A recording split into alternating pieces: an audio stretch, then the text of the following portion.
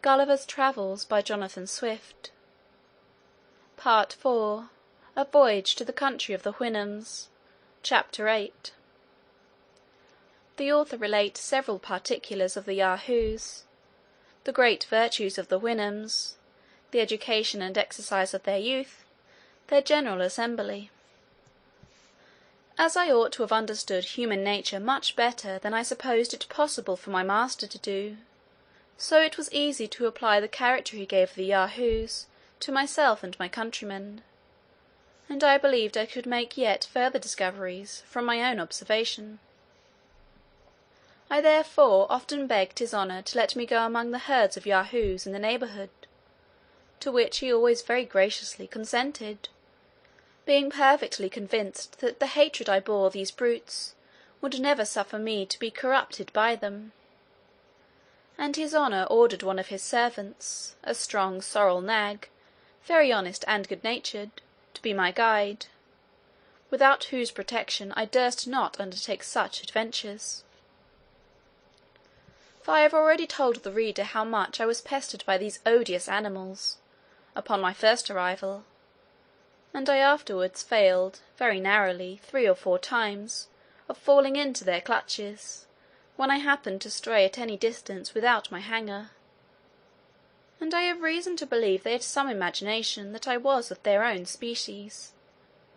which I often assisted myself by stripping up my sleeves, and showing my naked arms and breasts in their sight, when my protector was with me; at which times they would approach near as they durst, and imitate my actions after the manner of monkeys, but ever with great signs of hatred, as a tame jackdaw with cap and stockings is always persecuted by the wild ones, when he happens to be got among them. They are prodigiously nimble from their infancy. However, I once caught a young male of 3 years old, and endeavoured, by all marks of tenderness, to make it quiet; but the little imp fell squalling and scratching and biting with such violence, that I was forced to let it go; and it was high time, for a whole troop of old ones came about us at the noise. But finding the cub was safe, for away it ran, and my sorrel nag being by, they durst not venture near us. I observed the young animal's flesh to smell very rank, and the stink was somewhat between a weasel and a fox, but much more disagreeable. I forgot another circumstance, and perhaps I might have the reader's pardon if it were wholly admitted, that while I held the odious vermin in my hands, it voided its filthy excrements of a yellow liquid substance all over my clothes; but by good fortune there was a small brook hard by, where I washed myself as clean as I could, although I durst not come into my master's presence until I was sufficiently aired. By what I could discover, the Yahoos appeared to be the most unteachable of all animals, their capacity never reaching higher than to draw or carry burdens. Yet I am of opinion this defect arises chiefly from a perverse, restive disposition, for they are cunning, malicious, treacherous, and revengeful. They are strong and hardy, but of a cowardly spirit, and by consequence insolent, abject, and cruel. It is observed, that the red-haired of both sexes are more libidinous and mischievous than the rest, whom yet they much exceed in strength and activity. The Houyhnhnms keep the Yahoos for present use in huts not far from the house, but the rest are sent abroad to certain fields, where they dig up roots, eat several kinds of herbs, and search about for carrion, or sometimes catch weasels or lahimas, a sort of wild rat, which they greedily devour. Nature has taught them to dig deep holes with their nails on the side of a rising ground, wherein they lie by themselves; only the kennels of the females are larger, sufficient to hold 2 or 3 cubs. They swim from their infancy like frogs, and are able to continue long under water, where they often take fish, which the females carry home to their young; and upon this occasion I hope the reader will pardon my relating an odd adventure.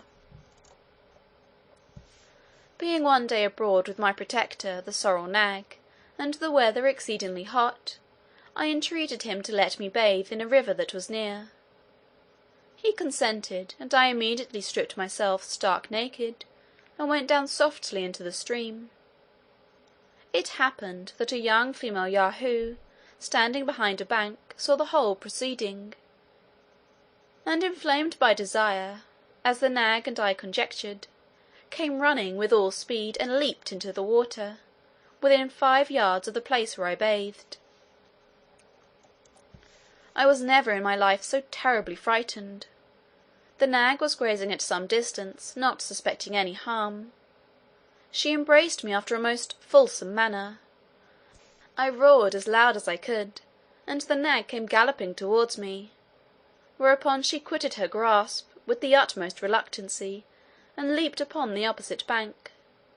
where she stood gazing and howling all the time I was putting on my clothes. This was a matter of diversion to my master and his family, as well as of mortification to myself, for now I could no longer deny that I was a real Yahoo in every limb and feature, since the females had a natural propensity to me as one of their own species. Neither was the hair of this brute of a red colour, which might have been some excuse for an appetite a little irregular, but black as a sloe, and her countenance did not make an appearance altogether so hideous as the rest of her kind, for I think she could not be above 11 years old. Having lived 3 years in this country, the reader, I suppose, will expect that I should, like other travellers, give him some account of the manners and customs of his inhabitants, which it was indeed my principal study to learn. As these noble Houyhnhnms are endowed by nature with a general disposition to all virtues, and have no conceptions or ideas of what evil is in a rational creature, so their grand maxim is, to cultivate reason, and to be wholly governed by it. Neither is reason among them a point problematic, as with us, where men can argue with plausibility on both sides of the question, but strikes you with immediate conviction, as it must needs do where it is not mingled, obscured, or discoloured by passion and interest. I remember it was with extreme difficulty that I could bring my master to understand the meaning of the word opinion, or how a point could be disputed, because reason taught us to affirm or deny only where we are certain, and beyond our knowledge we cannot do either. So that controversies, wrangling, disputes, and positiveness, in false or dubious propositions, are evils unknown among the Houyhnhnms. In the like manner, when I used to explain to him our several systems of natural philosophy, he would laugh, that a creature pretending to reason should value itself upon the knowledge of other people's conjectures, and in things where that knowledge, if it were certain, could be of no use. Wherein he agreed entirely with the sentiments of Socrates, as Plato delivers them, which I mention as the highest honour I can do that prince of philosophers. I have often since reflected, what destruction such doctrine would make in the libraries of Europe, and how many paths of fame would be then shut up in the learned world. Friendship and benevolence are the 2 principal virtues among the Houyhnhnms, and these not confined to particular objects, but universal to the whole race. For a stranger from the remotest part is equally treated with the nearest neighbour, and wherever he goes looks upon himself as at home. They preserve decency and civility in the highest degrees, but are altogether ignorant of ceremony. They have no fondness for their colts or foals, but the care they take in educating them proceeds entirely from the dictates of reason. And I observed my master to show the same affection to his neighbour's issue that he had for his own. They will have it that nature teaches them to love the whole species, and it is reason only that makes a distinction of persons, where there is a superior degree of virtue. When the matron Houyhnhnms had produced one of each sex,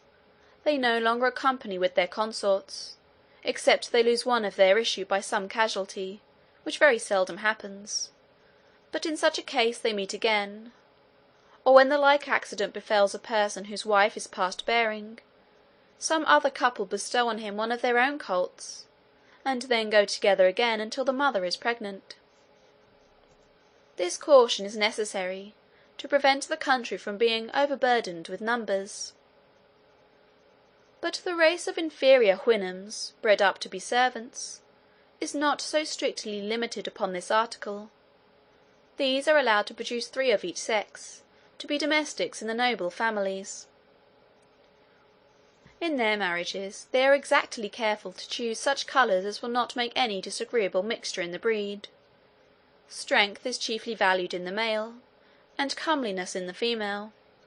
not upon the account of love, but to preserve the race from degenerating, for where a female happens to excel in strength, a consort is chosen with regard to comeliness. Courtship, love, presents, jointers, settlements, have no place in their thoughts, or terms whereby to express them in their language. The young couple meet, and are joined, merely because it is the determination of their parents and friends. It is what they see done every day, and they look upon it as one of the necessary actions of a reasonable being. But the violation of marriage, or any other unchastity, was never heard of, and the married pair pass their lives with the same friendship and mutual benevolence that they bear to all others of the same species who come in their way, without jealousy, fondness, quarrelling, or discontent. In educating the youth of both sexes, their method is admirable, and highly deserves our imagination. These are not suffered to taste a grain of oats, except upon certain days, till 18 years old, nor milk but very rarely, and in summer they graze 2 hours in the morning, and as many in the evening, which their parents likewise observe, but the servants are not allowed above half that time, and a great part of their grass is brought home, which they eat at the most convenient hours, when they can be best spared from work. Temperance, industry, exercise, and cleanliness are the lessons equally enjoined to the young ones of both sexes, and my master thought it monstrous in us to give the females a different kind of education from the males, except in some articles of domestic management, whereby, as he truly observed, 1/2 of our natives were good for nothing but bringing children into the world, and to trust the care of our children to such useless animals, he said, was yet a greater instance of brutality. But the Houyhnhnms train up their youth to strength, speed, and hardiness, by exercising them in running races up and down steep hills, and over hard stony grounds, and when they are all in a sweat, they are ordered to leap over head and ears into a pond or river. 4 times a year the youth of a certain district meet to show their proficiency in running and leaping, and other feats of strength and agility, where the victor is rewarded with a song in his or her praise. On this festival the servants drive a herd of Yahoos into the field, laden with hay and oats and milk, for a repast to the Houyhnhnms, after which these brutes are immediately driven back again, for fear of becoming noisome to the assembly. Every 4th year, at the vernal equinox, there is a representative council of the whole nation, which meets in a plain about 20 miles from our house, and continues about 5 or 6 days. Here they inquire into the state and condition of the several districts, whether they are abound or be deficient in hays or oats or cows or Yahoos, and wherever there is any want, which is but seldom, it is immediately supplied by unanimous consent and contribution. Here likewise the regulation of children is settled, as, for instance, if a Houyhnhnm has 2 males, he changes one of them with another that has 2 females, and when a child has been lost by any casualty, where the mother is past breeding, it is determined what family in the district shall breed another to supply the loss. Part 4, Chapter 8.